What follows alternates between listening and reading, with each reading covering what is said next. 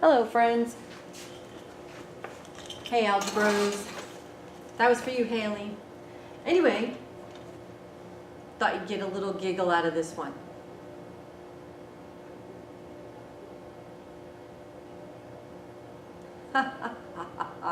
Anyway, let's move on to today's lesson.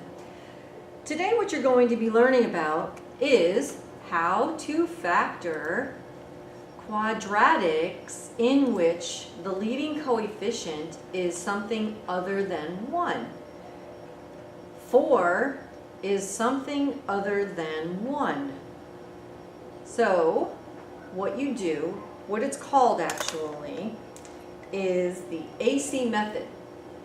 So I'll put that up here, AC method. And I hope you're asking yourself, well, what is the AC method? Well, this is A, this is C. I'm going to multiply A times C, and what I get is 20. After I multiply A times C, I'm going to do the exact same thing that I did when we factored leading coefficients that were 1. We looked for all of the factor pairs in which the product is 20, where before you were just looking at the constant. Now you're going to be looking at the AC method, which is A times C is 20. This is what you're looking for your factor pairs. So what factor pairs have a product of 20? Well, you have 1 and 20. You have 2 and 10, and you have 5 and 4. And you're going to see right here that 5 and 4 is circled. There's a reason for that. Remember when we were factoring before, we would look for the product, but we'd also have to figure out, well, what factor pair has a sum in which is the B value? And in this case, 5 and 4 are those numbers that would give me a product of 20 and a sum of 9. Now, there is a different approach that you're about to see. Before, you would just take the 5 and 4 and you would put n plus 5, n plus 4. But that's only when you had a coefficient of 1, but now you have a coefficient of 4. Let's see how it works. So what I'm going to do is I'm going to take the 5 and the 4, and I'm going to take this middle term and I'm going to split it into those two parts.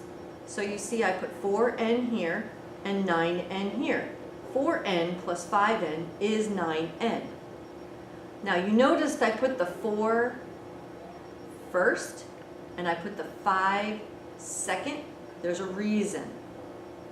I paired up the 4 with the first term so that I could have a GCF.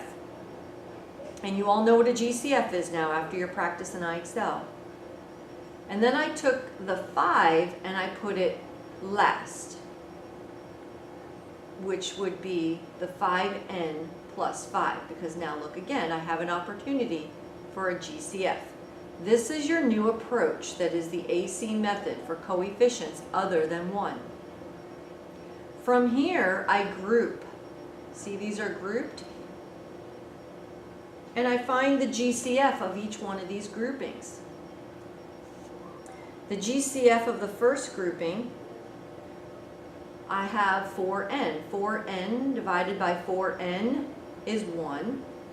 And 4n squared divided by 4n is n. Does everybody understand that? Let me make sure you do. This goes back to last year's content when we were learning about exponent rules with division. Technically what this is 4n squared divided by 4n, which equals 4 times n over 4 times n. So if you notice, 4 and 4, 4 over 4 is 1. N over n is 1, leaving me with 1n inside. So when I factor out 4n squared, or 4n, from both of these terms, we are left with this expression. Now I'm going to go to the second piece, 5n plus 5. What is the GCF of 5n plus 5?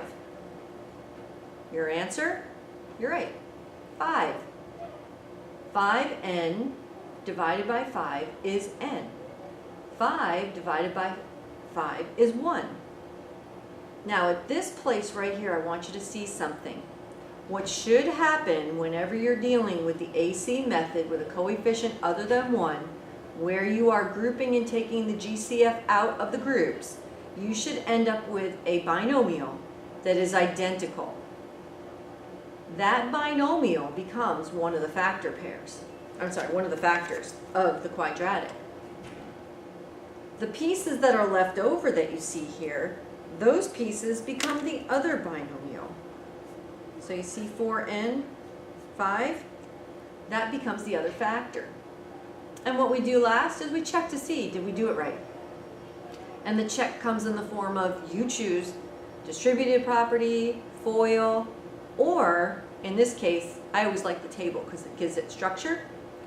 I can see that by distributing back, I end up with the same trinomial that I factored out.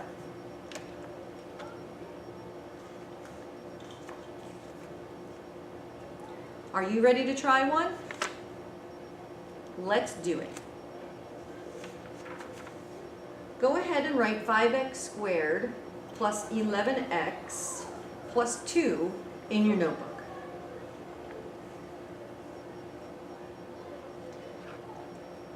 Coefficient is other than 1.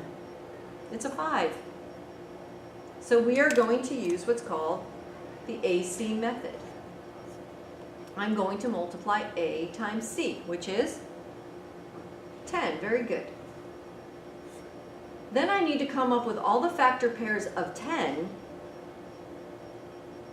that would give me a sum of 11. Well, I've got 2 and 5.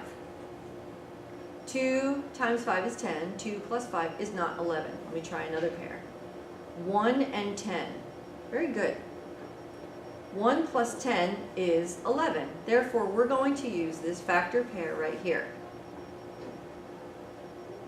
When we come over to the expression, the quadratic expression, we are going to take the 1 and the 10 and split them with the intent of being able to group in a way that there's a GCF. So I'm probably going to put the 5 with the 10. So I'm going to bring the 5x squared down. I'm going to add 10x because we're splitting 11 into the two parts. I'll go ahead and put the 1x just for now, but normally you don't need that 1. Plus 2. Now I can group right here. At this point I'm going to group. So I'm going to put 5x squared plus 10x together. And I'm going to put 1x plus 2 together. Next, I'm going to GCF. Well, what's the GCF of 5x squared plus 10x? You're right. It is 5x. How many of you left the x out? Well, they both share 1x, so that is a common factor. Well, if I take 5x squared and divide by 5x, what's left behind? 1x. And if I take 10x and divide by 5x, what's left? Plus 2. Now I know that you know from your practice in iExcel that the GCF of 1x plus 2 is 1. I hope you recalled that. What's left behind when I divide anything by 1 is what was already there. So we can just leave x plus 2. Now you can see, as was the case in the previous problem, we have a binomial that is identical. That becomes one of the factors. And then what's left behind in pieces here is the other factor. So now I'm going to take these two factors and I'm going to check. Am I right? I'll use the table format just because it gives a little structure, but you do it the way you want to. And I can see 5x squared, 10x, x, 2, combine like terms, and I get 5x squared plus 10x plus 2. Check. So that means that these are the factors of that quadratic. And that's what you're going to do today. Now, one of the additional items that you've been learning about is what is a zero, what is a solution, what is an x-intercept. Well, these two factors we would put separately against 0 in order to solve what would be the x-intercepts. So this would be 5x equals -1 and x equals -1/5. And then this would be x equals -2. My x-intercepts would be -1/5, 0, and -2, 0. Because remember, x-intercepts is where y is 0. Okay, here's what I'd like you to do. I'd like you to go to your iExcel and practice, and then tomorrow you'll come back, sometime tomorrow during the day, and take your post-assessment.